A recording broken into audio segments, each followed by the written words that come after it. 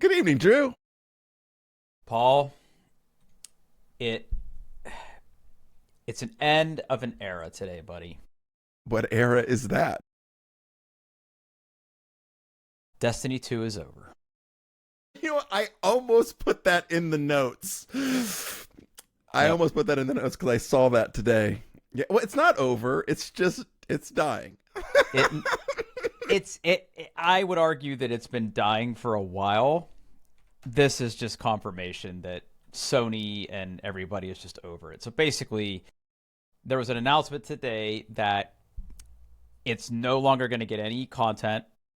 It's done. They're not going to put any more creative effort into it, and I would argue they haven't put creative effort into it for at least a couple of years now. They said they are going to keep the servers up and it's going to be playable, but Okay. like, Yeah. why bother, right? Yeah. And Yeah. it's sad because there was a period where I played a lot of Destiny 2. I played it when it first Same. came out. Same. I took a little break and then I came back to it after Forsaken, and I loved Forsaken. Um, then I took another break and then I came back a little bit later and I played a shitload of it.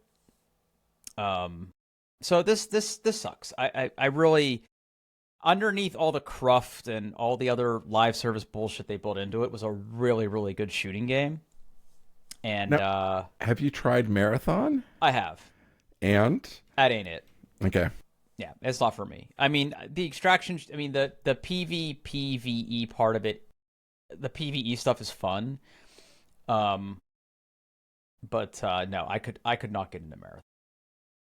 That wasn't it for me. But I feel like this is a good segue that Well, yeah. Let's bump that up. yeah, I made a concerted effort to play Diablo 4. Okay. Okay. Okay.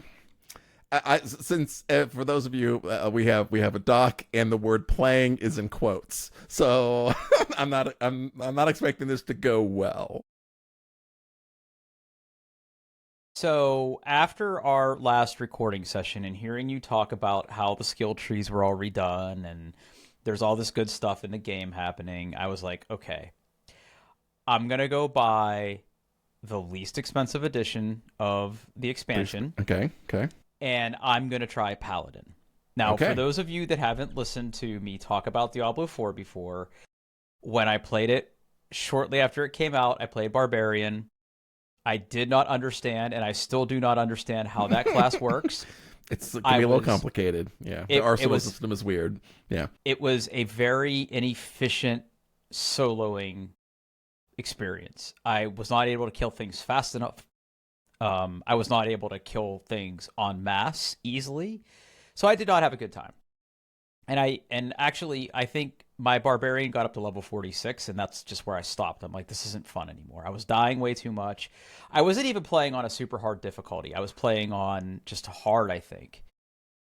So I bought the expansion, and my intention was to pick a paladin because I like the paladin class in the previous Diablos, and play through the entire campaign. So the original Okay. campaign, Okay. Okay. the first expansion that I completely skipped, which was I Vessel of Hatred. Vessel of Hatred, Mhm. and then the new one. Apparently, I misclicked because when I built my paladin, it just threw me into the new campaign.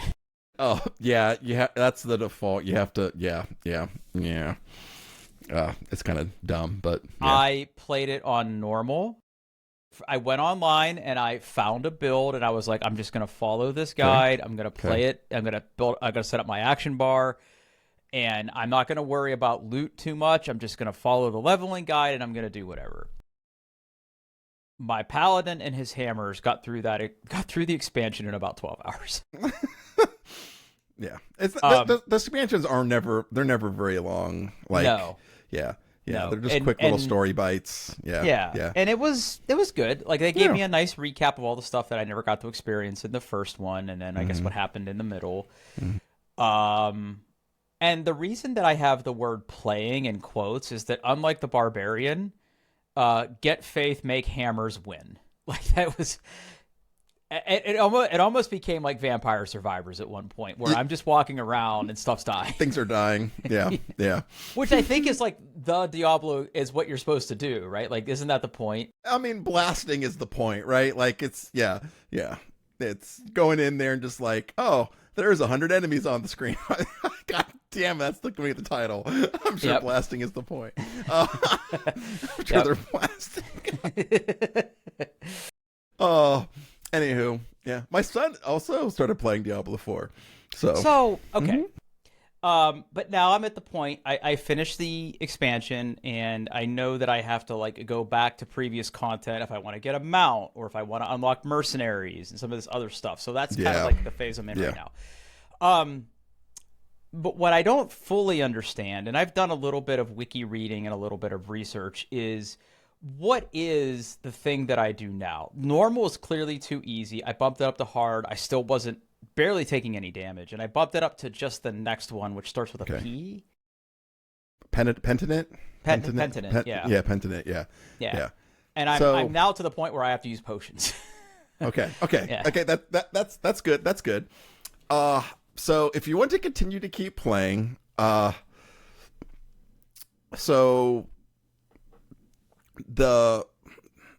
there's one key activity that you need to keep in mind, and that is war plans. The pit. The pit. All right. What the pit will do, the pit basically starts as level 1 and goes up to like, I don't know, a ridiculous level. But those thresholds, and I can't remember exactly what the thresholds are because they change them all the time, they essentially map to difficulty levels. So you can run the pit and figure out, like, am I ready for torment? Am I ready for torment? Because the torment difficulties is when you start getting like end game gear, right? Okay. You start getting mythics or ancestrals and possible mythic drops, and the higher you go in torment, the more likely you are to get those style of drops. So the pit is kind of your am I ready to do this thing. Okay. And then I would recommend war plans are good because as you keep playing, it will introduce you to all of the other end game content, right? So it introduced you to Helltides, the Infernal Hordes, Cuirassed Undercity, Nightmare Dungeons, and then you also learn, like, when you get have you hit Paragon yet? Yes. Okay. Oh, I just dropped something. My bad. Cut that. This is the show. Okay. As you will get glyphs for your Paragon board, the only place you can upgrade those glyphs is in the pit. That is it. That's the only place. Okay, so that was gonna. I came prepared tonight with questions. Okay. Yeah. Because there is an insane amount of materials and activities, and it's just like, what do I do? Yeah. And I thought war plans was kind of it, because that's where I sort of like really started testing myself. And a lot of that stuff I can run solo. Nightmare Dungeons I really haven't done yet because I don't understand how to do them. Nightmare Dungeons are just regular dungeons that are a little bit harder. That's it. That's but don't you need like a key or a trophy or something to go in? So if you want to go to a specific dungeon, because each of you'll get keys, and each of the keys have like certain things. Like this one will have more gems, and we'll have these type of enemies. But if you just do war plans, you don't have a key, it'll just send you to a random Nightmare Dungeon, right? Same thing with like you don't need an infernal compass to do hordes. If you're doing war plans, it'll send you to the basic one. Now, if you want to go to like a higher difficulty or want certain rewards, then you want to use your own and not let it automatically. Nightmare Dungeons are really good for like crafting materials. Okay, so basically the loop is run the pit to figure out what difficulty you can be at. So each of your Paragon boards, outside of the first one, remember that you can add, if you didn't realize this, you can add up to 5 different Paragon boards. You start with 1 and you can add 4 more. Where do you get them? So if on the board, if you get if you have a trail of things that you can get, if you get to the edge of one of them, it'll allow you to add another board onto there. Okay. On that space. All right. Each of those boards has 2 key things. It has a legendary node that gives you like a really good power, and it's got in every board has a slot for a glyph, and a glyph will do this is the thing where I say just find a build guide, because Paragon is so fucking complicated. Find one that you vaguely like, whether you follow the loot or any of that stuff. Just follow the Paragon, because it'll tell you what to do and in what order. My build page doesn't have anything for Paragon. So what you might have to do is switch. So you may be running a leveling build. You have to find an endgame build. I see. Mm-hmm. Okay. Yeah. So the end game builds will have Paragon, and then the glyphs fit into a glyph socket, and as you level them up, they get more powerful. And the only place you can level up glyphs is the pit. So there is an incentive to run the pit anyway to get those glyphs. And the higher level of the pit, the more reliable and frequent those glyph upgrades can be. So quick question about that. So I put a link to the leveling build that the build that I'm using for my paladin, right? And I like that there's a little toggle on the skill tree that says leveling path, and it basically says at this level pick this, at level level pick that. How come it goes up to 84? I'm not getting skill points past 70. Okay, so there will be, in the seasonal progression, if you're playing a seasonal character, there will be ways to unlock skill points as part of the seasonal progression. So you can get above your level in skill points by doing those things. Yeah, so this is a leveling build. Okay. So what you're going to want to find is a paladin endgame build. Okay, verified builds, custom builds, leveling builds. Okay, so verified builds, endgame, class paladin. Arbiter hammered in endgame build guide. Okay. Interesting. Okay. Yeah, So yeah. all right. So okay. So I really want to follow this. Yeah, yeah. And like I said, if whether or not you follow like trying to get those exact same pieces of gear, just being able to have someone who did the frickin' math for the fucking Paragon board is really helpful. Okay. So all right. Sorry. This is probably super boring for everybody else, but like when I click on that build, there is starter, unique, and mythic for the skill tree. Okay, What's the difference? So that's basically going to be, starter is going to be gear that you can find while you're leveling, right? They're just going to be normal, like level 800 gear. The second one is when you start getting ancestrals. Those are level 850, I think. So they're a little bit better. Ancestrals have a chance to have a greater affix, which is one of those buffs on the gear that is higher than it normally can be. Also, a lot of times in that mid-tier, they start pulling in uniques.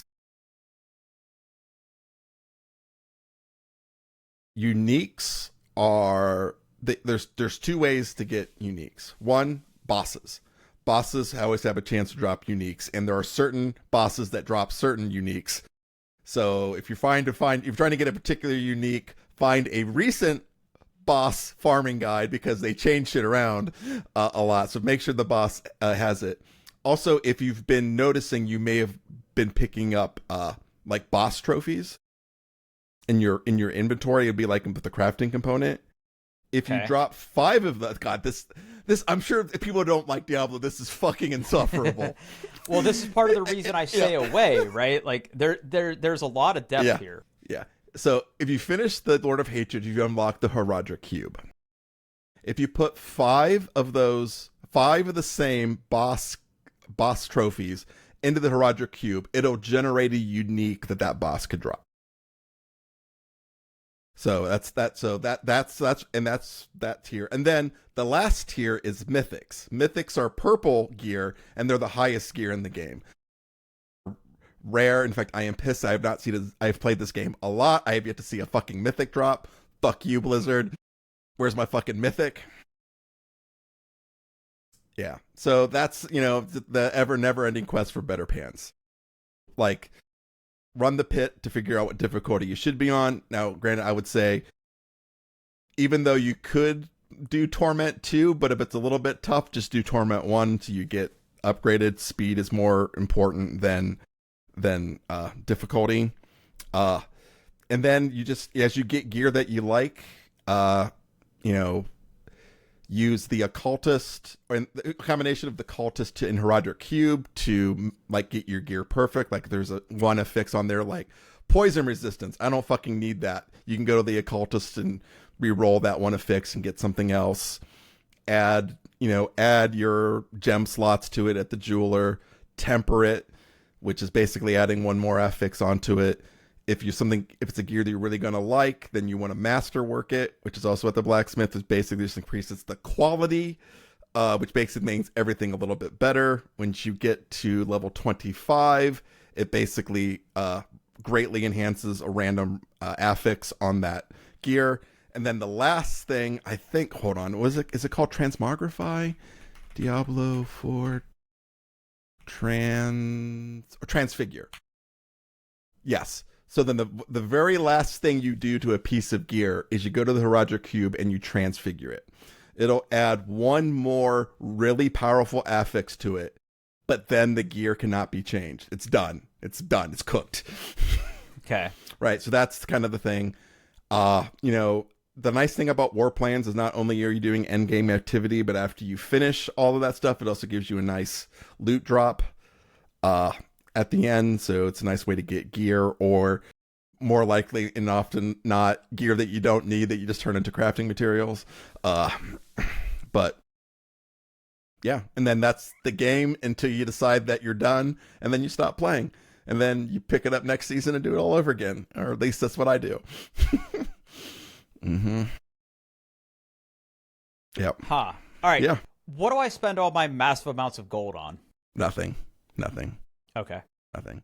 I mean, you can if you do like re-rolls or things like that, that can cost lots of gold. Crafting like very high-end gems costs lots of gold, but gold has never been the bottleneck. It's always been other kind of crafting materials that's been the bottleneck. So Got it.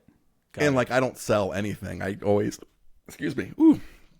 You just disassemble it. Yeah. That's what I do too. For materials, because gold is just like everywhere. Or if you really do need gold, have you done like the Infernal Hordes at all? Yes. One of the chests is like turn all your embers into gold, and you just get like a shit ton of gold for one run, and you're like, I'm good for the next few weeks. Thanks. Oh crap! What was I going to ask you? I seem to remember that you could spend gold to like get potion slots and stuff. Is that not a thing That's anymore? no longer there. Yeah. Okay. Yeah, they changed how potions work. You get a base of 4. It always has like a percentage. Like they used to have to upgrade your potions and stuff like that. That is gone. Okay. The only way to get more potion slots is to get a piece of gear that gives you more potion slots. I have seen that. Yeah. And then some gear will also give you like 33% healing received. And that makes your healing potions more powerful. But yeah. Got it. Okay. All right. Mm-hmm. I mean, look, I know I put playing in quotes, Okay. but like Paladin's fun. Like Yeah. I like it, and I like that I'm now trying to figure out like what to do, and I'm just wondering like, am I going to have to group with people to make this efficient? Can I play it solo? The only thing, like, there is some content, the Dark Citadel, that requires you to be in a party. The only activity where the amount and quality of loot increases based on your party size is killing bosses. Okay. That's it. Everything else it doesn't matter whether you're solo or in a group, you're going to get the same chances for and you everything. Say killing bosses, you mean dungeons, right? No, they're separate boss layers. So you're going to be collecting boss keys. Okay. So if you go on the map, they're the thing. They're not dungeons. They're called layers, and they'll have like the little archway, and they have like a little red tree thing in them. And each boss, but there's like the beast in the mountain, or heck, even like you can fight Lilith again if you want. You go there. There's an itty bitty little dungeon. I usually just run past everything, get to the boss, summon the boss, kill the boss, use a boss layer key to open up the chest, get the loot, and you can repeat that constantly if you want to keep farming that boss over and over and over. You need a key every time, right? Yes, but keys are pretty plentiful. Like, where do you find them? They just drop. Yeah. I don't think I've seen one yet. You might. I would look. You probably have some. Okay. Yeah. Mm-hmm. Cool. Yeah. Yeah, I'm gonna keep going with it. Mm-hmm. Yeah. And like if you look at the seasonal progression, like it'll gently nudge you to things. So one of the seasonal progression would be like, hey, kill any boss and open their chest with the boss key at this level of difficulty, right? The capstone activity, right? Yeah, and not even the capstone, but like the actual like tasks. The tasks. It'll kind of just gently nudge you to like, you should be fighting bosses now, like. Right, and you primarily fight bosses to get uniques. I mean, yeah. Infernal hordes for loot, nightmare dungeons for crafting materials, caressed undercity when you have to, and hell tides because they're fun and they give loot, and the pit to figure out push difficulty and upgrade glyphs. Okay, all right. Yeah, see, this is why I come to you. I would have never figured any of this out. Yeah, and war plans are great. Again, like if you're going to do that endgame activity, you might as well be doing a war plan because at the end you get a nice drop of loot. Yeah, and a lot of experience too. Mm-hmm. Yeah. So I'm finding that's a really good way to level up my mercenaries. Mm-hmm. Yeah, 100%. And if you ever feel like rolling an alt but you don't want to level it, the trick is like the Tree of Whispers and you get those caches. Do a bunch of Tree of Whispers, put the caches in your stash, go to your alt, open those stashes, and you'll be like level 60 and like. I wonder if there was a way to like just start at level 70. Yeah, there's not, but if you farm enough, like 6 or 7 like Whisper caches, and you open those with your alt, you just get, because the Whisper cache basically like scales to the person who earns it. But you can open it with another character and you just go up. But you still need to like beat the campaign to unlock the endgame stuff though, right? Yeah, so once you beat the campaign, you can just skip it. When you make a character, you can just say, go right to the end game. And like skip you beat it on one character and then, and you're unlocked for the account. Yep. But you're still at level 1. Yes, yeah. So someone can carry you or you can do what you said. Yeah, okay. All right, exactly. I got it. Yeah. Okay. Very cool. And then, like, you have to do, like, when you hit level 15, I think it's where it is you get your class quest that unlocks stuff. You have to do that once per account to unlock it. You'll still get it. You'll still get the quest, but you don't have to do it. You automatically unlock the abilities. So like enchanting for sorcerers, the Book of the Dead for necromancers, the weird soul shards for warlocks, and I can't remember what it's the oaths for paladin. Yeah. So once you do that class quest once, you don't have to do it again. Got it. Okay. All right, cool. That's enough. That's enough Diablo talk then. Yeah. I want to hear about your experience at Sonic Temple, which is why we couldn't record last week. Yeah, I kind of I'm really bad. I have this like brain problem where like I know 2 dates are coming, but I don't realize they're the same date, and I'm like went through my calendar like, oh shit, I never responded to this. I suck. But yeah, I spent last Thursday, Friday, Saturday, and Sunday at Sonic Temple. Okay. It was a good time. Just general thoughts. They have that company has no idea how to handle parking and the amount of traffic that comes through. So they just don't. They don't. So they don't. My TikTok feed, which I get a lot of local Columbus content for some reason. It's mostly just cars crashing into buildings. Yeah. I see those too. A lot of people were bitching about the traffic. Yeah. The only day that I really this is what happened. Thursday, I was excited. There was a band at 12 that I wanted to see. So I got to the part that they were going to open up they were opening up an hour early. So like they were going to open up at 10. The first concert was at 12. I figured, you know what? I'll just get there early. I'll go in at 10. I'll go around to all the vendors and stuff. I'll get my locker. And that's what I did and stuff. So Thursday, I didn't have any problem. Friday, on the other hand, with parking, there was another event happening downtown on Friday, and that was Columbus State's graduation. It was fucked, Drew. This is I'll give you the short of it. The people at Sonic Temple were very clear in saying, if you want to get to parking, you have to get off on 17th and go west towards the stadium. Well, that was absolutely fucked, and I could not get over onto 17th. So I thought, you know what? Columbus is a series of squares. I'll go up to Hudson and try to get in there. Well, with the graduation and everything, they had literally closed everything down. And after about 3.5 hours, I gave up. You just went home? I got back on the freeway. I went south. I had some lunch. Okay. I'm like, screw it. I'm not, the bands that I missed weren't like must-see bands anyway. I would have liked to seen them, but I was like, you know what? I just fuck it. I'm tired of being in my car. I have to pee. I am hungry. So I went and I got some lunch, and I just had a nice leisurely lunch. And then by the time lunch was over, I was on the subreddit, and they're like, yeah, like Columbus Straight graduation is over. Things are getting better. Okay. I got back in the car. It was still a little bit of traffic.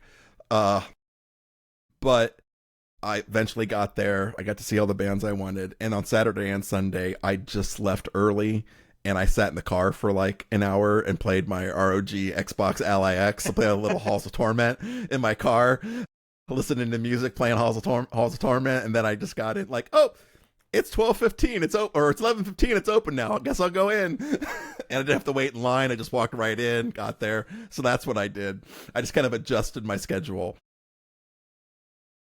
Okay. The prices were fucking insane.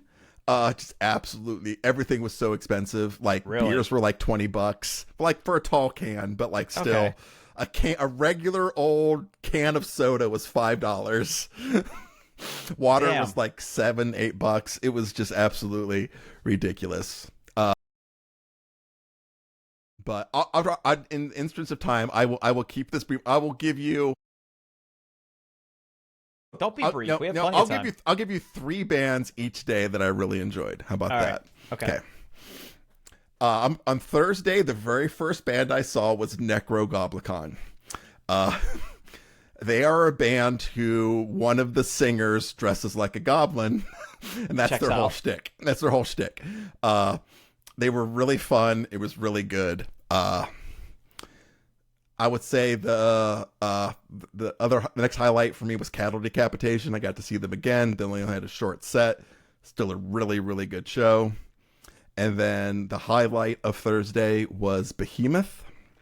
Yes. I went with my friend Jerry.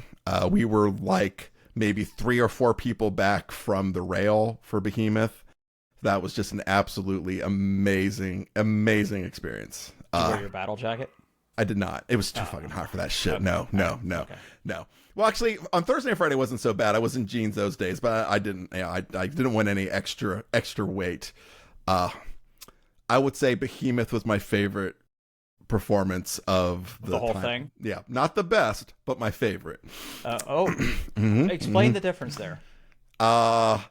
The band that was my favorite, the band that was the best, they just killed it, just crushed it. But for me being that close, Behemoth being like one of my favorite bands and being that close, I just enjoyed that so much more. It was just like, for me, it was like great. And then what songs did they play, or were you happy with the set? Or yeah, it was good. Yeah, it was a good set. It was absolutely a good set. Yeah, 100%. On Friday, I'm gonna my 3 Static X. Got to see them and the dude wearing. Are you aware what Static X does now that Wayne Static is dead? Okay, no. They got a new singer. And hold on, I need to open this up. So Static X.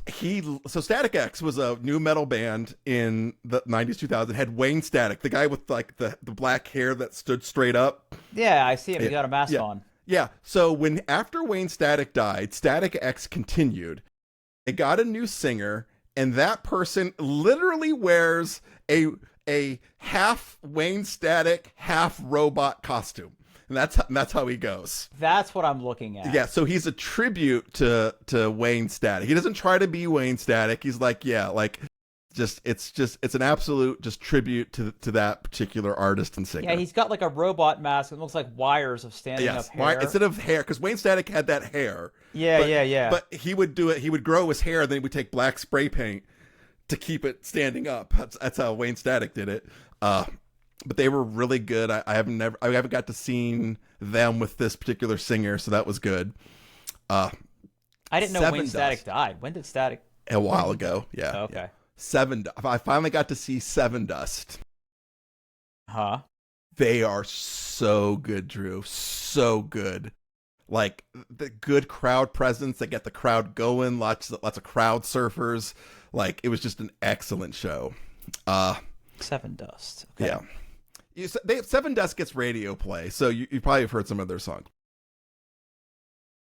But the highlight, the best performance of the show was Lorna Shore on Friday night. That's the one you were really raving about when you first said you were going to go. Yes, yeah. So it was good? Will Ramos, the lead singer, for my money, is the best extreme vocalist out there, period.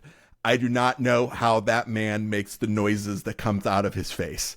It is absolutely bonkers. But they had about an hour-long set. They crushed it.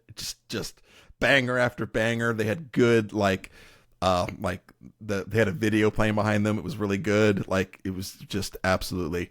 They're coming amazing. to Mansfield, Ohio in July. Yeah, to Incarceration. Yeah, I think. Yeah. Saturday was my day that I was short because I spent so long time in the car. Honestly, Saturday was probably the worst day. I'm just going to skip right. I'm just going to pull one artist for this. Marilyn Manson. Huh. So apparently, now, granted, Marilyn Manson is still a piece of shit. Let's just all put that aside. He's a piece of shit. Okay? Abusive, not good, whatever you want to think. He's probably a piece of shit. I don't know him personally. Yeah, problematic. I don't know him personally, but he's probably a piece of shit. But he's gotten clean. And let me tell you, a clean Marilyn Manson knows how to put on a fucking show. Okay, do tell. At his heart, he is a performer. Okay. He knew exactly, like, he's got some new albums. He played like one song from his new stuff, and then it was just banger after banger, hit, single after single. The musicianship was really good. He had a really good stage presence. His voice sounded great. He did a really, really good job. I really enjoyed that show. Now, the downside of Saturday is during that time, I hurt my back. Oh.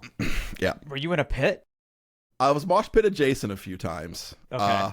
I do not know how I hurt my back, but actually the only thing that made it really feel good on Saturday was Saturday at Marilyn Manson was a very active pit, lots of crowd surfers. And it turned out that motion of helping people off of the ground to crowd surf really helped my back. So when I left Saturday, I was cautiously optimistic. My back was feeling good.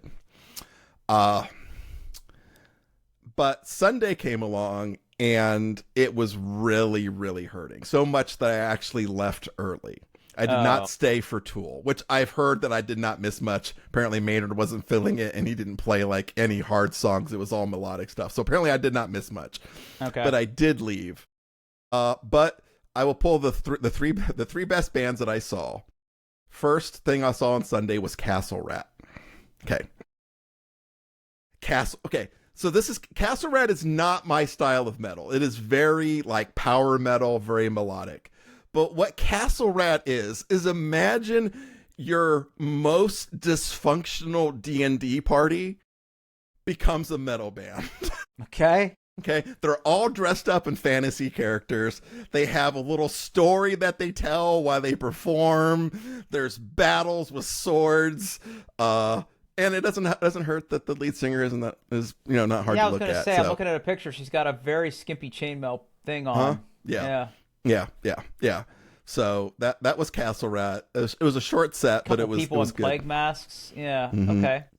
Actually, I'm going to pull 4 in for Sunday.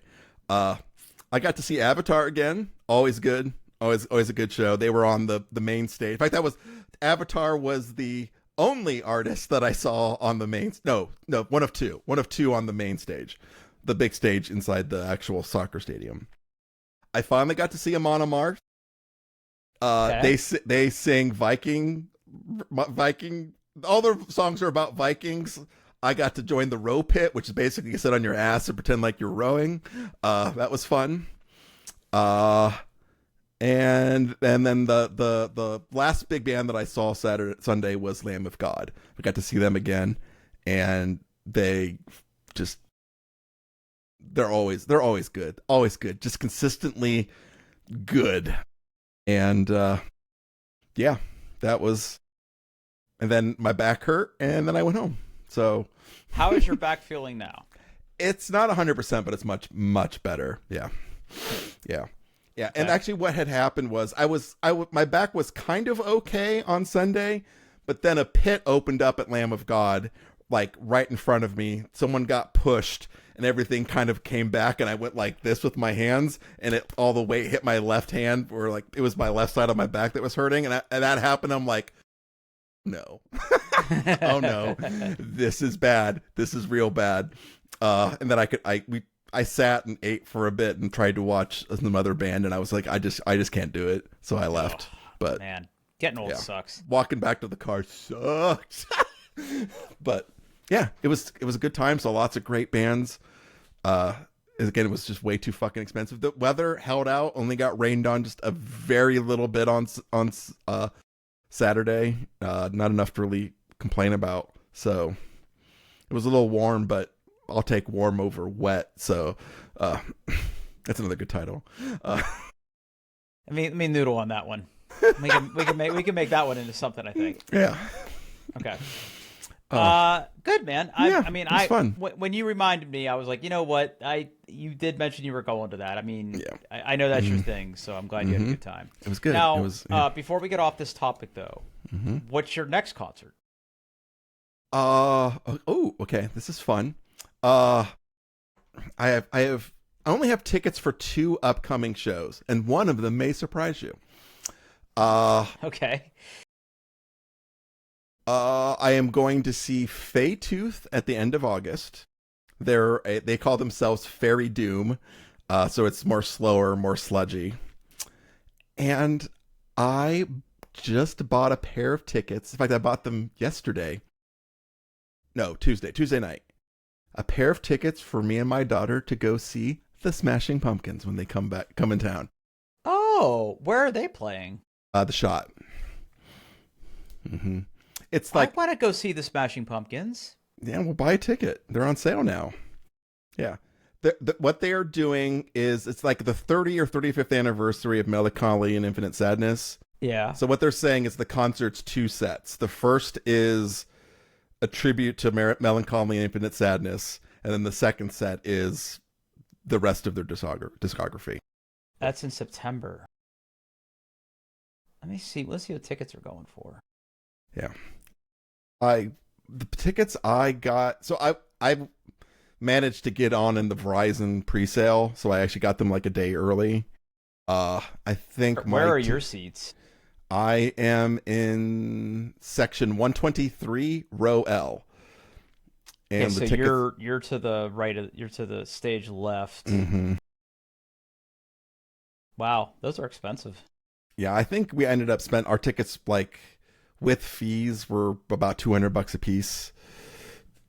But I mean, that's poor Selena's Cove experience. Yeah, you can get all kinds of like upgrades and shit, and my daughter's like, no, I just want to go see them. So, which the Smashing Pumpkins are her favorite band, and I enjoyed them very much when I was her age as well. So it's going to be a nice bonding experience. I wasn't super into music until like my late teenage years, but I was a Smashing Pumpkins fan. Yeah. Now, I'm not familiar with like their most recent stuff, so I might have to dive back in, but I pretty much dropped out after Adore, I believe, which is the album after Melancholy. But I'll see if Mandy wants to go to that. Yeah, so yeah, my daughter and I are going to that. And that's in September, I believe. So, yeah. Okay. Very cool, man. Well, I'm glad you had a good time, and I'm glad you didn't like die or like. Did not die. Did not die. All right. So, Paul, I'm too scared to develop a drug habit at my age. Fair. So I'm always looking for new ways to occupy my time and keep my mind engaged. Now, I'm a man of many peculiar and expensive hobbies, as you know. Um, and I still do those things. But I'm always looking for something new and exciting. So Okay. when I bought my 3D printer, Mm-hmm. one of my things was I really want to make something on this that is interesting and Okay. something that I can make that is durable and not necessarily resellable, but something that I could make and personalize and give as gifts. Okay. So, what I've been doing over like the past month is I have been trying to make molds. Okay. Now, I want you to imagine a cube. Okay. Okay, just imagine a cube. Okay, yeah, there you go. That's a cube. Yep, that's a cube. That's very cubish. For those of you listening, it's a Rubik's Cube. Yeah, so hold that up to the camera for a second, right? So, I could 3D print that, right? I could 3D print a cube. But I'm beholden to, you can put the cube down. I'm beholden to the materials that I print the cube on, and they're plastic. Yes. So, for example, if I wanted to make that a paperweight, I would want to make it out of something heavier. Heavy. Yeah. Okay. Metal, stone, something like that. So the idea is you print something on your 3D printer, and then you build a bigger cube. Okay. Okay. That you seal up with hot glue, painter's tape, clips, something.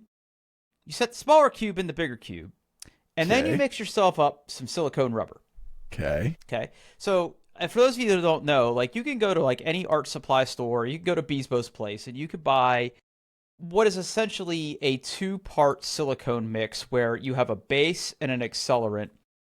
You mix them 1 for 1. You kind of stir it around a little bit, right? You try to get all the bubbles out of it. Okay. And that is, Bubbles. Are bubbles a problem, Drew? Bubbles are a problem because you want to make sure that it's a uniform consistency. So what you're doing is you're pouring that in there, and it forms around the smaller cube. And after it finishes mixing, it turns into solid rubber that you can then like peel off of the other cube, and you are left with a form that you can Making cubes. You could make cubes out of other things. Now that is the simplest example. Okay? Now, when you're working in 3D space, what do you do about negative space? What if you wanted a hole in that cube? Don't know. How would you do that, Drew? So hurts my brain a little bit. So what you need to do is you need to print out the shape that you ultimately want to have. And then you need to print out other pieces of a contraption that can like insert another piece inside of that and hold it there so that if you're pouring silicone rubber into it, it forms around the shape plus the cutout, leaving a space for you to then make something else out of, right? Suffice to say, what I have been making are candles. Oh, wow. Okay, so for those of you who can't see, what this is what I did is I printed this bowl shape in my 3D printer, okay? Right? I then built a form around it. So basically, it's like kind of like a cylinder inside of another cylinder where this sits at the bottom. And I actually have to put a screw through the bottom because you know what plastic loves to do in silicone? Float. Okay. So you have to put a screw through the bottom. I'm learning things. Yeah. Right. And then you have to put like on top of the cylinder, you need to print like a smaller insert that goes inside of here. So like when you're pouring in the silicone mold, you're basically pouring everything so that this shape is what you're pouring the next casting material into. Okay? So a lot of trial and error. And I can also do words. Oh, right? Look at that. I can do words, right, that are indented into the mold. Okay. So then so that took like 2 weeks of making a big old mess because silicone is thicker than like your silicone mix is thicker than water, but any small crevice or crack in your form, Oh, life finds a way, as they say.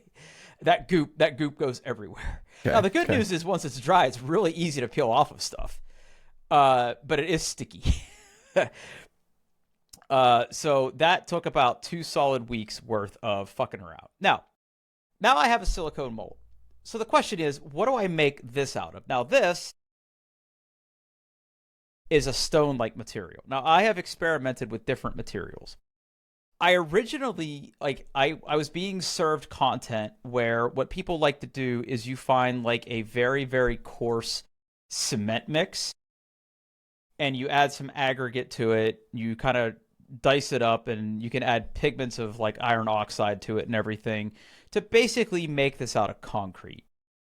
I experimented Whoa. with that, but I did not have a good time for two main reasons. One, I tried several different recipes to get the right consistency. I could not get a good smooth finish, and even the ones that I did, concrete evanescences. If you've ever been in a basement of a house with concrete block, like cinder block, you know how that white dust kind of forms on it? Yeah, yeah. That's what that is, right? Okay. Because like concrete takes a really long time to cure, or cement takes a long time to cure, right? Concrete is a ingredient in cement, one or the other. But as it dries out, that stuff sort of like evaporates out of it. So like I would have to like make it and then like brush it off a bunch of times until it was like eventually like all And fully wait for it cured. to completely cure so it stops doing that. So yeah, Yeah. which could take Now really long, long time. you can get incredible detail with it with the right mix, but I was not successful in that. So what I found after doing some research was this. It is a compound called jesmonite. Jesmonite. Yep. Crazy. So if you go to that website and you go to products, you're going to want to go to products and then AC100. Okay. Big old tub. Yep. Water-based eco resin. So it's technically a resin, but it doesn't feel plastically like resin. It feels like stone. Okay. So it's a two-part mix. You buy the liquid and then you buy what's called the base. And it's not very expensive. Like you can get a kilogram of the base and 400 grams of the liquid by volume for about 15 bucks. Well, that's It's not bad at all. yeah, Okay. no. Now, you need a lot of it. So like to make one of these, I need about 50 grams of liquid. And the ratio is 2.5 to 1. So you need 40 grams of the base liquid, and then you need 80 Good. and then, yeah, 100 grams. Okay. Yep, yeah, your math is good. Well, 100 I grams. do a lot of coffee ratio, so that kind of math goes pretty quick. Yeah, yeah. So yeah, I'm speaking your language. Yeah. So then you mix all that up, and you can add dyes to it. And like the dyes are where this stuff gets expensive because you buy like a little jar of dye, and it's like 30 bucks. But you only need like 1 or 2 drops to color. So like for example, I made this one red for Databricks. Oh wow, that's really red too. very red, Very red. very red. But Yeah. like Databricks red. See Databricks logo. Yeah, I was gonna right? say that's a Databricks logo on there, isn't there? Yeah. Yeah, Yeah. yeah. Are you allowed to So- use that? I give and I give and I give. They can let me have this one. Yeah. So anyway, yeah. So like that's the stuff you can do, right? Okay. So then what I had to do is figure out like, okay, I want to try to perfect this because like it took a couple like fucking around to like get it and everything. Then it became like, perfecting the ratio to get the right amount so you're not wasting material, finding out the right color dye mix and how many drops and, what color do you want this to be. But to take a quick deviation, like, again, removing bubbles is key. Because what you don't want is you don't want to take it out of your mold and figure out that you had like a little air pocket right here. There's a big divot in it, right? Oh yeah.